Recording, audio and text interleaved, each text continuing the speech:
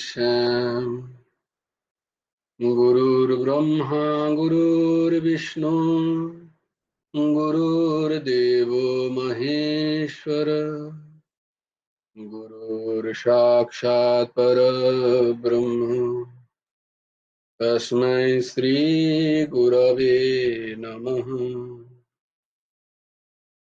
कृष्णाय वासुदेवाय हरये परमात्मने प्रणतक्लेशनाशाय गोविन्दाय नमो नमः। कृष्णाय वासुदेवाय देवकी नन्दनाय च नन्दगोपकुमाराय गोविन्दाय नमो नमः। वसुदेवं सुतं देवं कंसचाणूरमर्दनं देवकी परमानन्दं कृष्णं वन्दे जगद्गुरुम्। নবকুমার চতুষ্পটির আরেকটা অধ্যায় তোমাদেরকে স্বাগত। আমরা যে শ্লোকগুলো করছিলাম ঊর্ধ্বসীমা করবে? হ্যাঁ করো।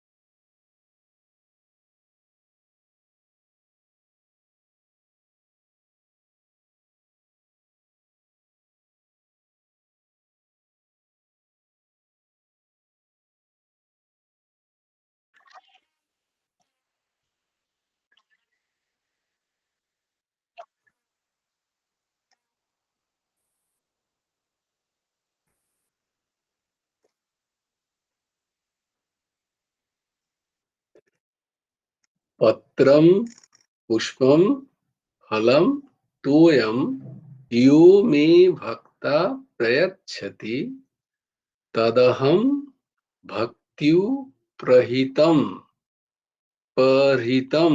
কালকে পম্পা মাও বলছিল এটা উচ্চারণ করতে খুব সমস্যা হচ্ছে। তো দেখো এটা এরকম ভাবে ভাঙলে উচ্চারণটা সোজা হয়ে যায়। ভক্ত্যু परहितम परहितम भक्तु परहितम भक्तु परहितम अश्नामि अश्नामि भक्तु परहितम अश्नामि। পম্পমা ফলো করছিস? উচ্চারণটা হচ্ছে আমি ভাবছিলাম যে বলছিলাম আমি কালকে বলে দেবো তাহলে। হ্যাঁ তো এইভাবে উচ্চারণটা করবি। তদহম ভক্তু ভক্তু परहितम परहि हरि হরি হরি ভক্তু পরহিতম অশ্নামি। তাহলে দেখ সোজা হয়ে গেল। ভক্তু পরহিতম, ভক্তু পরহিতম অশ্নামি প্রয়তাত্মনঃ। প্রয়ত্ন বলতে আমরা বাংলায় বলি প্রযত্ন করা, প্রযত্ন। তো সেটাই তো লেখা আছে প্রযত্ন। তো প্রয়তা, তো সংস্কৃততে জ হয় না ইয়া হয়, তো তাই জন্য প্রয়তাত্মনঃ। হ্যাঁ, ভক্তু পরহিতম পরহিতম অশ্নামি প্রয়তাত্মনঃ। হুম, এটা তো শক্ত ঠিক। আগে তো আমারও হতো না, এটা বহু কষ্ট। তবে আমার এই দাসে রয়েছে, উচ্চারণই হতো না। কি যে ভক্তু প্রহিতম অশ্নামি, ভক্তু প্রহিতম অশ্নামি প্রয়তাত্মনঃ। হুম, এইভাবে উচ্চারণ করতে। খুব সুন্দর, খুব ভালো। তো আমরা ছিলাম শ্রীমদ্ ভগবদ গীতার ১০ম অধ্যায়ের ৩৭ নম্বর শ্লোক আজকে আমরা করব। ৩৭। বৃষীণাং বাসুদেবস্মি পাণ্ডবানাং ধনঞ্জয়ঃ। বৃষীণাং বাসুদেবস্মি পাণ্ডবানাং ধনঞ্জয়ঃ। মুনীনামপ্যহং ব্যাসঃ কবীনাম ঊষনা কবিঃ। মুনীনামপ্যহং ব্যাসঃ কবীনাম ঊষনা কবিঃ। বৃষীণাং বাসুদেবস্মি পাণ্ডবানাং ধনঞ্জয়ঃ। মুনীনামপ্যহং ব্যাসঃ কবীনাম ঊষনা কবিঃ। বৃন্সি বংশীয় মধ্যে আমি বাসুদেব, পাণ্ডবগণের মধ্যে আমি ধনঞ্জয়, মুনিগণের মধ্যে বেদব্যাস এবং কবিদের মধ্যে শুক্রাচার্য আমি। ভগবান এখানে শ্রীকৃষ্ণের যে অবতার, যে বংশে, সেই যাদব বংশের কথা তিনি এখানে বলছেন।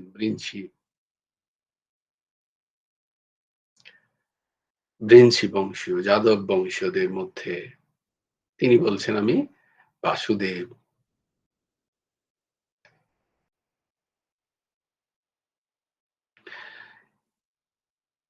ভগবান যেহেতু এখানে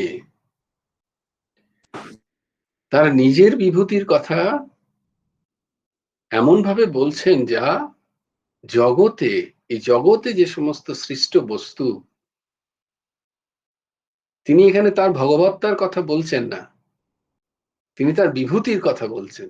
বিভূতি মানে এই জগতেই যে সমস্ত বস্তু যা ক্ষণভঙ্গুর, যা অনিত্য, সেই সমস্ত বস্তুতে যখন আমাদের চিত্ত চেতনা বুদ্ধি যায়, সেই বুদ্ধি যাতে সেই সমস্ত বস্তুকে দেখে ভগবানের কথা মনে পড়ে, সেই সমস্ত বস্তুর কথা বলছেন। তাই জন্য এখানে তিনি তার নিজের কথা বলছেন না। বৃন্সি, অহম বলতে পারতেন যে বৃন্সিদের মধ্যে আমি, কিন্তু তিনি বসুদেবের কথা বলছেন। এখানে ভগবান নিজেকে জাগতিক দৃষ্টিতে বিভূতি রূপে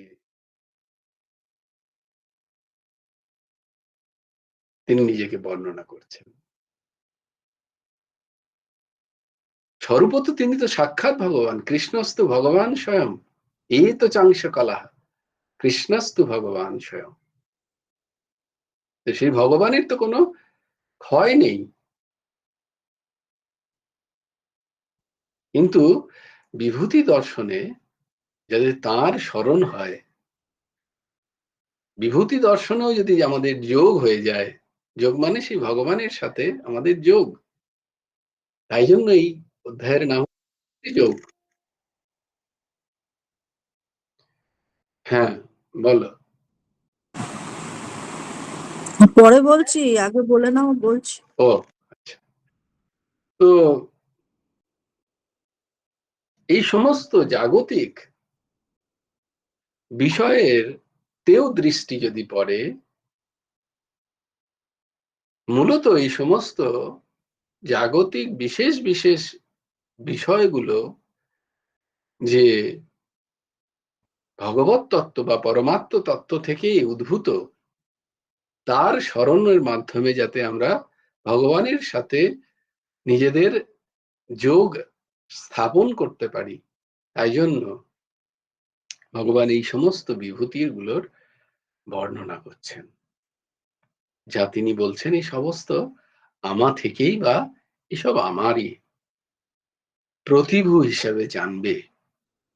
তিনি বলছেন পাণ্ডবানাম ধনঞ্জয়, পাণ্ডবদের মধ্যে অর্জুন হচ্ছে আমি। তিনি অর্জুনকে নিজের বিভূতি বলে ব্যাখ্যা করছেন। যত রচয়িতা আছেন তার মধ্যে ব্যাসদেবের মতো এত বিশাল কর্মকাণ্ড কারোর পক্ষে সম্ভব হয়নি কোনোদিন। তিনি বেদকে 4 ভাগে ভাগ করলেন, মহাভারত রচনা করলেন, 18 পুরাণ রচনা করেছেন।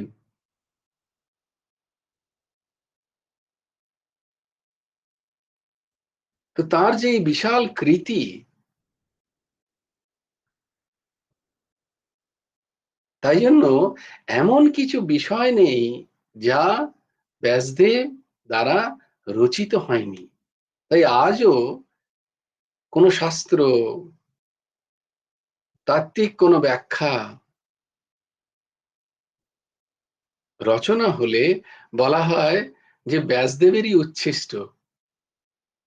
উচ্ছিষ্ট মানে তারই চিন্তার কোথাও না কোথাও স্ফুলিঙ্গ দেখা যায়। ব্যাসোচ্ছিষ্টম জগৎ সর্বম, এই জগতে যা কিছু সব বলা হয় ব্যাসদেবের উচ্ছিষ্ট। তাই যত মুনি যারা মনন করেছেন, মুনি মানে মনন করেছেন যারা, সেই মুনিদের মধ্যে ব্যাসদেব হচ্ছে পরম মুনি। তার মতো মনন করে বিষয়ের গভীরতায় গিয়ে তার প্রকাশ আর এত বিশাল স্তরে, এত বিস্তৃত স্তরে কারোর পক্ষে সম্ভব হয়নি। তাই ভগবান শ্রী ব্যাসদেবকে তার নিজেরই বিভূতি বলে জানাচ্ছেন। কবি নাম উষনা কবিহি, শাস্ত্রীয় সিদ্ধান্তগুলোকে যারা ঠিক ঠিক ভাবে জানেন, জ্ঞাতা যারা, তাদের পণ্ডিতও বলা হয়, আবার কবিও বলা হয়।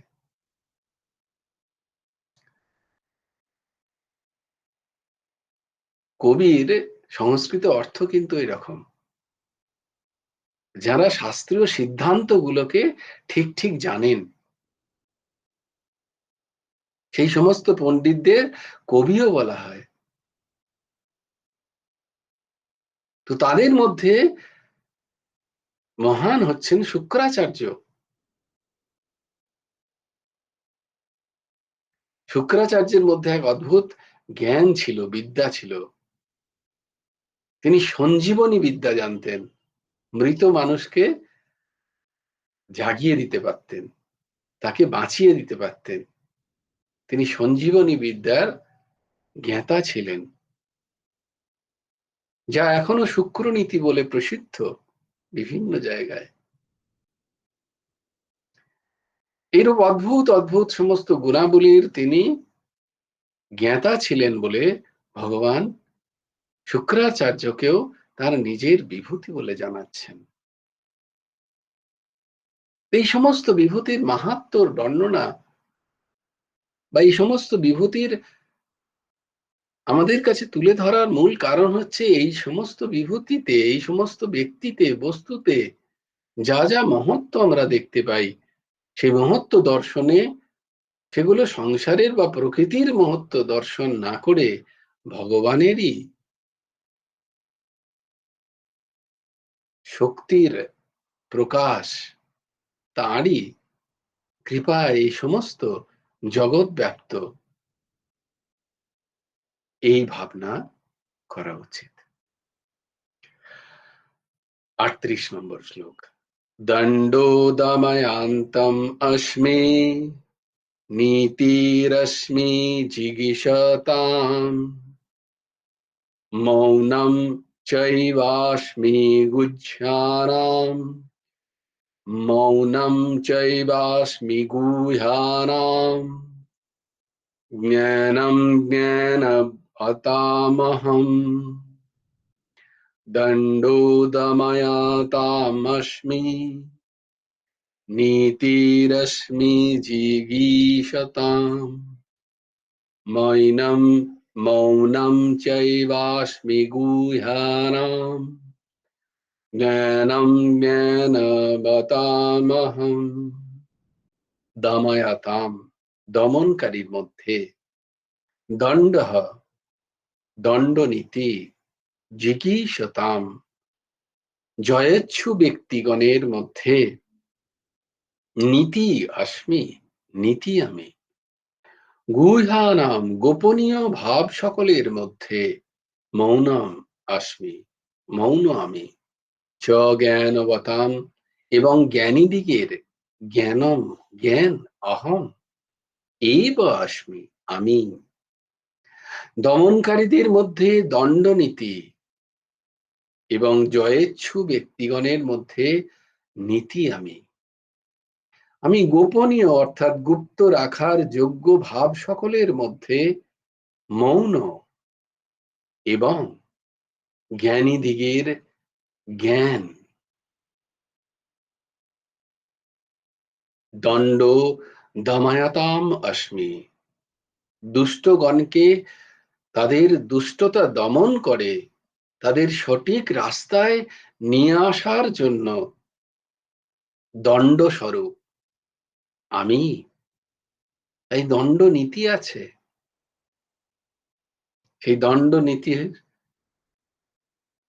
প্রধান হলো ভগবানের বিভূতি, যা দ্বারা দুষ্টদের দুষ্টতাকে দমন করে তাদের ধর্মের পথে নিয়ে আসা যায়, সেই দণ্ড ভগবান।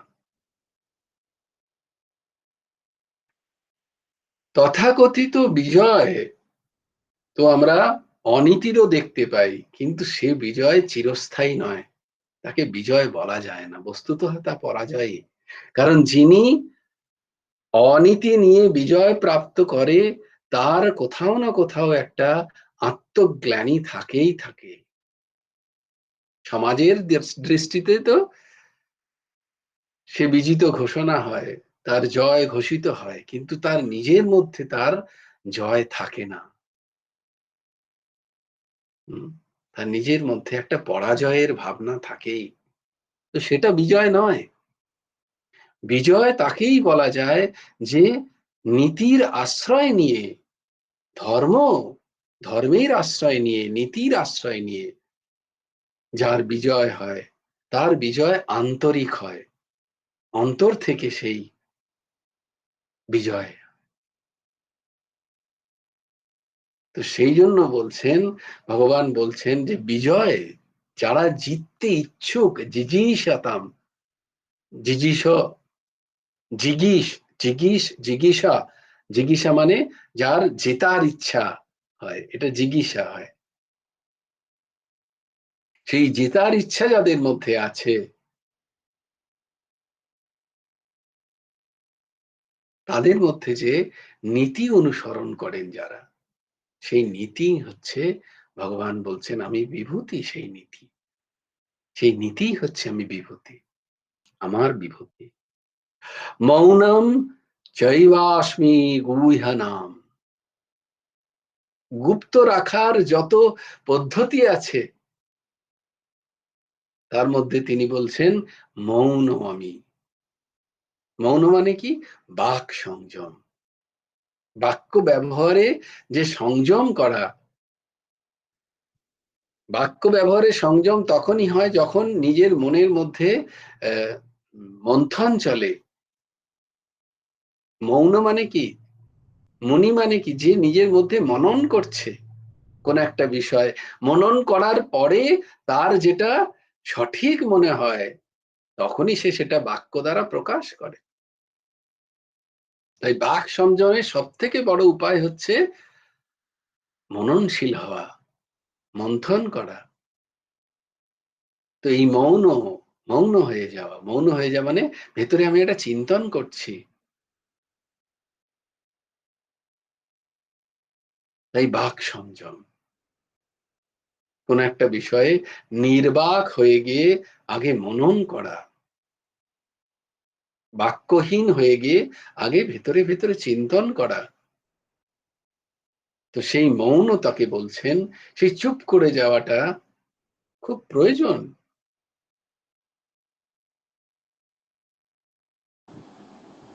এই দাসের মতে সবসময় বলা উচিত নয়, চুপ হয়ে যাওয়া উচিত। যা সাধারণ মানুষে, কিন্তু সামনের মানুষটা জানতে পারছে না যে তোমার তার মধ্যে তখন চিন্তন চলছে। বোকার মৌনতা নয়, জ্ঞানীর মৌনতা। কিছু না জেনেও মৌন হয়ে যায় অনেক, যে এখানে মুখ খুললে তো আমি কি বলবো না, সেই মৌনতা নয়, মননশীলতার মৌনতা।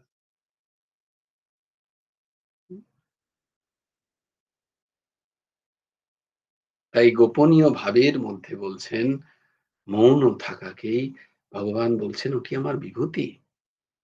জ্ঞানম জ্ঞানম জ্ঞানবতামহম। জগতে কলা কৌশল ইত্যাদি জ্ঞাতাদের মধ্যে যে জ্ঞান, তাদের এই জ্ঞান ভগবানেরই বিভূতি। অন্তর্নিহিত যে কোনো কলা কৌশলে, যে কোনো বিষয়ে অন্তর্নিহিত যে মূল জ্ঞান, সেই জ্ঞান বলছেন তা আমি। তাই সেই জ্ঞান যদি নিজের মধ্যেও কখনো আমরা দেখতে পাই, বা আমরা যদি অপরের মধ্যেও দেখতে পাই, তখন সেটা আমরা ভগবানেরই বিভূতি বলে জানবো, ভগবানেরই বিভূতি বলে মানব। সাধারণ যে সমস্ত জ্ঞান, কলাকুশলের জ্ঞান, যা যা যেখানে সেই জ্ঞানের ব্যাপ্তি বা বিশেষ রূপে প্রকাশ দেখা যায়, তা শাস্ত্র জ্ঞান হোক, তত্ত্ব জ্ঞান হোক, কোনো বিষয়ের জ্ঞান হোক, এই সমস্ত জ্ঞানকেই এখানে জ্ঞান রূপেই ধরা যায়। যা দ্বারা সৃষ্টি হয়, যারা তত্ত্বজ্ঞানের প্রকাশ হয়, শাস্ত্র জ্ঞানের যেখানে স্ফুরণ হয়, এই সব কিছুকেই সেই জ্ঞানের অন্তর্গতে ভেবে তা ভগবানেরই বিভূতি বলে আমাদের চিন্তন হওয়া প্রয়োজন। এই সমস্ত বিভূতি, বিশেষত্ব, তা ব্যক্তিগত নয়। কোনো ব্যক্তির মধ্যে যদি সার প্রকাশ হয়, সেটা তার ব্যক্তিগত কখনোই নয়, তা সমাজেরই ব্যবহার্য হওয়া উচিত, সমস্ত মানুষের উন্নতি কল্পে ব্যবহৃত হওয়া উচিত। তা আমার ভোগ্য বিষয় যেন কখনো না হয়, বা ব্যক্তির ভোগ্য বিষয় যেন কখনো না হয়, তার সেই জ্ঞানের স্ফুরণ, কারণ তা ভগবানের বিভূতি। এই দৃষ্টি রাখা উচিত। আমরা আগামী দিন অন্য শ্লোকে যাব। হ্যাঁ, কি বলছো বলো। হ্যাঁ, জয় গুরু রাধেশ্বর। জয় গুরু রাধেশ। এই যে মানে বলছেন ভগবান নিজের বিভূতি যে সব ইয়েতে দেখাচ্ছেন, তো আমরা এটাকে কিভাবে মানে ইয়ে করবো, নিজেদের হ্যাঁ, দৈনন্দিন জীবনে কিভাবে আমরা এটাকে হ্যাঁ, দৈনন্দিন কাজে জীবনে লাগাবো? ওই যে যে বললাম যে যখন যখন কোনো ব্যক্তির মধ্যে কোনো আমরা কোনো ব্যক্তির মধ্যে কোনো মহানতা দেখতে পাচ্ছি, বা কোনো বিষয় যেখানে আমাদের কাছে আহ, উম, বিশেষ রূপে আহ, আসছে, ধরো যেমন সূর্যের তাপ, চন্দ্রের শীতলতা, হুম। প্রকৃতিতে যে সমস্ত বিষয়, বা যদি দেখা যায় প্রচন্ড ঝঞ্ঝায় যদি যদি ওলট পালট হচ্ছে, সেখানেও আমাদের অন্য কোনো বিষয়ে দৃষ্টি না গিয়ে ভগবত তত্ত্বের দৃষ্টি, মানে কোনো বিশেষ বস্তু বা যে কোনো জিনিস, বিশাল ঝড় ঝঞ্ঝা সেখানে প্রলয় হচ্ছে, আমরা সেখানেও ভগবান শিবের কথা চিন্তা করি, যে সংহার রূপে সেই ভগবানই এসছেন। তেমনি ভাবে কোনো ব্যক্তির মধ্যে আমরা কোনো বিশেষত্ব দেখতে পাচ্ছি, দেখতেই পাই আমরা আহ, যাদের মধ্যে, তো সেই ব্যক্তিকে তখন অবশ্যই উপর থেকে তো তাকেই সম্মান দেব, তার শরীরকেই সম্মান দেব, কিন্তু ভেতর থেকে এই ভাবনা যে এর মধ্যে যে বিশেষত্ব দেখতে পাচ্ছি তা ভগবানের বিভূতি। হ্যাঁ, তো কোনো কিছু কোনো খেলাতে দেখতে পাচ্ছি কেউ খুব সুন্দর তিনি পারফরমেন্স করছেন, আউট অফ দ্য ওয়ার্ল্ড, তখন তার মধ্যে সেই ব্যক্তিকে তো আমরা বলি, কিন্তু তার মধ্যে আমাদের ভাবনা আসবে, যেমন যেমন ধরো সচিন তেন্ডুলকারকে বলা হতো গড অফ ক্রিকেট। তো এমন মানে তার পারফরমেন্স, তো এরকম যখন আমরা দেখতে পাই কোনো কোনো প্রতিভা যেখানে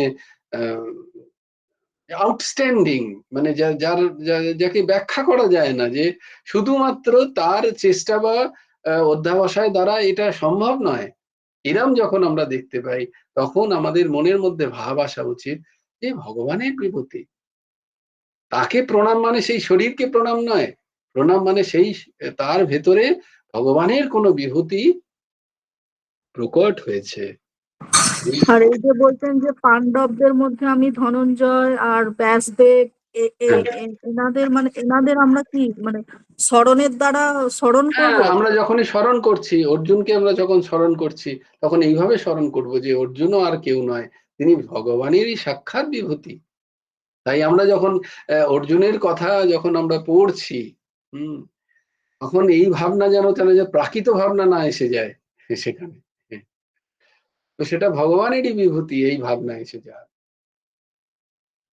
এইরকম ভাবে কবি নাম শুক্রাচার্যের কথা যখন পড়ছি, তখন যেন আচ্ছা, এই যে বিভূতি বলছেন, তো হুম, বিভূতি মানে যেমন ওখানে কৃষ্ণ ছিল উপস্থিত, আবার অর্জুনও আছেন। ধনঞ্জয় উপস্থিত, হ্যাঁ, সেইটা হ্যাঁ, মানে আমি নিশ্চয়ই। বলতে চাইছি এটা মানে কিভাবে? এইটা ওই যে যখন কৃষ্ণ এবং অর্জুনকে আমরা দুজনেই দেখতে পাচ্ছি, তাই জন্য আমরা বলা হয় নরনারায়ণ রূপ।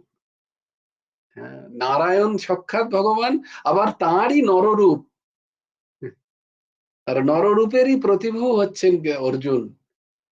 এই এই যে জগৎ চরাচর বললাম না, যে মূলত মূলত সমদৃষ্টির দিকেই আমাদের ভাব আসা উচিত, কিন্তু সেটা তো একবারে হয় না, সেটা যতটা বলা সহজ ততটা সেই চোখ তৈরি করা শক্ত, যে এই চরাচর জগৎ সমস্ত ভগবান ব্যতীত আর কোথাও কিছু নেই, ইয়াৎ কিন্তিম ইয়াগাত্যম জগৎ, ভগবান বলছেন গীতায়, এই জগতে এক ইঞ্চিও, কিঞ্চিন, কিঞ্চি মানে এক ফোঁটাও কোথাও আমি ব্যতীত আর কোথাও কিছু নেই, এই জগতে সবকিছুই আমি, ইয়াৎ কিঞ্চিম, ইয়াৎ কিঞ্চিত, কিঞ্চিত মাত্র মানে এক ফোঁটাও, মানে অনুপরমাণুতেও ওটাকে কিঞ্চিত বলা হয়, সেই জগতে আমি ব্যক্ত, ইয়াৎ কিঞ্চিত জগত্যাম জগৎ, তাতে আমি ব্যক্ত হয়ে আছি। তো সেই ভাবটা আসবে কি করে, সেটা তো মহান ভাব, সেটা তো সর্বোপরি, সর্বম খালি ব্রহ্ম, সর্বোপরি ভাব, সেটা তো বললেই হবে না, সেই ভাবটাকে তো ধারণ করতে হবে, তো সেটা তো ধারণ হচ্ছে না। ভগবান এত কিছু জ্ঞানের কথা বললেন, সব কিছু বললেন তিনি, সাংখ্যযোগ সব কিছু বলে তিনি অর্জুন কেন না, অর্জুনকে দিয়ে ভগবান আমাদেরই কথা বলাচ্ছেন। নাহলে অর্জুনও কম জ্ঞানী নন, তিনি ক্ষত্রিয় বটে কিন্তু তিনি পরম জ্ঞানী। কিন্তু তিনি বলছেন যে ভগবান তুমি বলছো তো এই সমস্ত জ্ঞানের কথা, যে এই সমস্ত জগতে তুমি ছাড়া আর কোথাও কিছু নেই, শুধু তোমাকেই দেখতে বলছো সবকিছুতে, কিন্তু তো এটা তো আমি পাচ্ছি না, আমার তো প্রকৃতির যে গুণে আমি ফেসে যাচ্ছি, সত্য রজ তম গুণ দ্বারা আমি প্রকৃতিকে যখন দেখছি, তখন তো আমি সেই বস্তুগুলোতে, সেই রূপে নামে আমি আমার বৃত্তি ফেসে যাচ্ছে, আমি তো তোমাকে দেখতে পাচ্ছি না, তোমাকে উপলব্ধিও করতে পারছি না, তোমার তত্ত্ব উপলব্ধি হচ্ছে না, তাহলে আমি কি করব? তখন ভগবান ভক্তি যোগের কথা বর্ণনা করলেন যে তুমি ভক্তি যোগের ভক্তি মার্গে এসো তাহলে। এটা সোজা, এটা সুলভ, এটা এটা অনেক সোজা। তো ভক্তি মার্গে যখন তিনি বলছেন, বাহ তাই তো ঠিকই বলেছো, ভক্তি মার্গটা তো সোজা অনেকটা জ্ঞান মার্গের থেকে, কারণ জ্ঞান মার্গে সবকিছুই তুমি, আমি করতে পারছি না সেটা, সব ব্রহ্মকে চিন্তা করতে পারছি না। তাহলে ভক্তি মার্গে গিয়ে সেখানে নামরূপেরই সেখানে চর্চা হোক, নামরূপের চর্চার দ্বারাই তোমাকে প্রাপ্ত হব, তাহলে তো এটা সোজা। বলে বেশ, তাহলে তার মধ্যেও তুমি আমাকে বলো যে সেই ভক্তি মার্গের চর্চার মধ্যেও আমি কিভাবে তোমাকে উপাসনা করলে আমি তোমাকে চিন্তন করতে পারবো, তোমার স্মরণ করতে পারবো, তোমাকে কোন কোন জায়গায় আমি স্মরণ ভাবতে পারলে আমি তোমাকে বুঝতে পারবো। তো সেই তার জন্যই ভগবান এই বিভূতি যোগের কথা নিয়ে এলেন। বলছে ঠিক আছে, তাহলে তো তুমি বুঝতে পারছো না যে এই যে যারা চলে ফিরে বেড়াচ্ছে, এই প্রকৃতি, এই সৃষ্টি সবকিছুই আমি, এই নাম রূপ এর মধ্যে কোথাও আমি ছাড়া আর কোথাও কিছু নেই, এটাও তুমি বুঝতে পারছো না। ঠিক আছে, এটাও ভক্তির চরম পর্যায়ে, এটাও ভক্তির চরম পর্যায়ে, যেখানে আহ যেখানে বাসুদেব সর্বম ইতি সর্বম ইতি, বাসুদেবম সর্বম বাসুদেবম সর্বম ইতি স মহাত্মা সুদুর্লভা। বলে এইরকম মহাত্মা যিনি বাসুদেব, এই সমস্ত বিষয়ে, সব বিষয়ে বাসুদেবী, ভগবান বাসুদেবী প্রকট হয়ে আছেন, সেই মহাত্মাও দুর্লভ। বলে তাহলে কি করব, তাহলে এমন এমন জিনিস একটু বলে দাও, একটু আরো একটুখানি কি বলে ওটা সাজেস্ট করে, সাজেশন করে দাও, যাতে আমি ওইটুকু পড়লেই আমি তোমার কাছে পৌঁছে যেতে পারি। বলে তাহলে ঠিক আছে, তাহলে আমার বিভূতি শোনো। তাহলে তখন এবার ভগবান তার বিশেষ বিশেষ রূপগুলোকে বলছেন। যে আমি আমার ঘরের যে মানুষগুলোকে পারছি না, আমার ছেলে আমার মেয়েকে আমি ভাবতে পারছি না ভগবান। বলে ঠিক আছে, তোমার ছেলে মেয়েকে ভাবতে পারছো না, কোনো অসুবিধা নেই, কিন্তু এমন ছেলে এমন মেয়ের কাছে যদি আমারই এরকম বিশেষ জ্ঞান প্রকটিত হয়, তুমি তাকে আমার রূপ বলে ভাবো। কারণ কোনো না কোনো ভাবে তো আসছেই আমার কাছে, সূর্য চন্দ্র, যার কাছ থেকে আমি তাপ পাচ্ছি, আলো পাচ্ছি, বিদ্যুৎ আসছে, তাকে আসে আমাকে আলোকিত করছে, আমার অন্ধকারকে নষ্ট করছে। বলে তুমি আমাকে ওইটা ভাবো, যে ভগবানই এলেন, তুমি সেইভাবে আমাকে প্রণাম করো, যে বিশেষ রূপে যা কিছু তুমি দেখছো সেই বিশেষ বিশেষকে আমার রূপ ভাবো, দেখো। তাহলে যখনই আমি বিশেষ দেখতে পাচ্ছি, তখনই যদি গীতার কথা আমার মননে এসে যায়, তাহলে তখনই আমি ভাববো, ও আমি তো গীতায় পড়েছি না, এর মধ্যে ভগবানেরই রূপ। আমি হয়তো কোনো কবিকে দেখতে পাচ্ছি, রবীন্দ্রনাথ ঠাকুর ধরো চিন্তন করছি, তার এত বিশাল রচনা, তখন আমি বলো, আরে নিশ্চয়ই রবি ঠাকুরের মধ্যে ভগবানেরই কোনো প্রতিভু হয়ে তিনি এসেছিলেন। দেখো, সামনে তো রবি ঠাকুরই এলেন, কিন্তু আমার চিন্তন চলে গেল, স্মরণ চলে গেল গীতার মননের মাধ্যমে ভগবত চিন্তন এসে গেল। যে কৃষ্ণেরই হয়তো কোনো বিভূতি এই রূপে এসছিলেন। তখনই মনে হবে, না কই রবি ঠাকুর তো তাহলে নেই, তার শরীর তো রইল না। বলে না না, তা তো বলছে না গীতা, গীতায় তো শরীরের কথা বলছে না, রূপের কথা বলছে না, বলছে তার মধ্যে যে গুণ ছিল, তার মধ্যে যে জ্ঞান, তার মধ্যে যে বিশাল ব্যাপ্তি, সেই ব্যাপ্তিটা হচ্ছেন ভগবান, সেই ব্যাপ্তি হচ্ছে ভগবানের বিভূতি। তো তখনই আমার তার কথা মনে পড়ে যাবে। হ্যাঁ, ফুলের ফুলের মাহাত্ম্য একটা কোথাও দেখলাম, সেখানে তার যে সৌন্দর্য, সেই সৌন্দর্যতে বলছেন আমি আছি। অপূর্ব অপূর্ব, কি অপূর্ব তাদের আহ প্রকৃতির সৃষ্টি, তো বলছেন সেটা আমি, এই বিভূতির কথা বলছেন। তো এই রকম আমি ধরো দেখলাম যে কোথাও এই যেমন এখানে নীতির কথা বলছেন, তো কোথাও কোথাও জাস্টিসের কথা যখন আমি দেখছি, কখনো যেখানে দণ্ডের কথা দেখছি, পরম দণ্ড, তো আমি সেই দণ্ডের কথা যখনই ভাববো, আমি ভাববো না, গীতার মননে আছে এই দণ্ড স্বরূপ সাক্ষাৎ ভগবান। তো কাউকে দণ্ড দেওয়া হয়েছে মানে সেই ভগবানই ওই দণ্ড রূপে এসে তাকে শুধরাচ্ছেন, শুদ্র ধর্মের পথে নিয়ে আসার চেষ্টা করছেন এইভাবে। হ্যাঁ, যে নীতি অনুসরণ হয়, সেই নীতির কথা যখনই আসবে, তখন আমি ভাববো যে না, ভগবানই এই নীতি রূপে এসছেন। তো এইভাবে যদি আমরা আমাদের জীবন চরিতের মধ্যে এগুলোকে, এই সমস্ত বিভূতিগুলো যখন আমাদের সামনে আসছে, তখন আমরা যদি ভগবানের কথা চিন্তন করতে পারি, তাহলে আস্তে আস্তে আস্তে আস্তে যে যে মহান যে শ্রেষ্ঠ পর্যায়ে যেখানে আমাদের যেতে হবে, যে সর্বম খলবিদম ব্রহ্ম, বা যৎকিঞ্চিৎ যা ভগবান বলছেন তার উপলব্ধি আমরা আস্তে আস্তে সব জায়গায় দেখবো না, সব জায়গাতেই কোথাও না কোথাও কিছু না কিছু বিশেষত্ব আছে। হ্যাঁ, যেখানে দেখলাম একেবারেই বিশেষত্ব নেই, সেখানেও আমরা তখন দেখবো কোনো না কোনো বিশেষত্ব খুঁজে পাবো। এইটাই, এই দৃষ্টি খুলে যাবে আমাদের, তখন এই দৃষ্টিটা আমাদের খুলে যায়। আমরা সবার মধ্যে তখন কোনো না কোনো বিশেষত্ব খুঁজে পাই। আর তখন সেখানেও আমরা ভগবত তার চিন্তন আসে, স্মরণ আসে। এইভাবে, এইটাই হচ্ছে আমাদের মনন হবে এরকম ভাবে। বুঝতে পারলাম? যা, কোথায় গেল? জয় জয় শ্রী হ্যাঁ, রাধে, বুঝতে পেরেছি। जय जय श्री सीताराम, हर हर महादेव। भज गुरु हेमंत देव राधे श्याम, जप हरे कृष्ण हरे राम। जय जय श्री राधे, जय जय श्री राधे, जय जय श्री राधे। হরি বলো, হরি বলো, হরি হরি বলো। জয় গুরুদেব, জয় গুরুদেব, জয় গুরুদেব।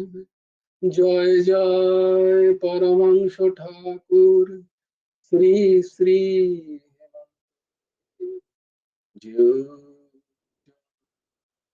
জয় গুরু রাধে শ্যাম, রাধে শ্যাম, রাধে শ্যাম, শ্যাম শ্যাম রাধে রাধে, রাধে কৃষ্ণ, রাধে কৃষ্ণ, কৃষ্ণ কৃষ্ণ, রাধে রাধে। জয় গুরু রাধে শ্যাম।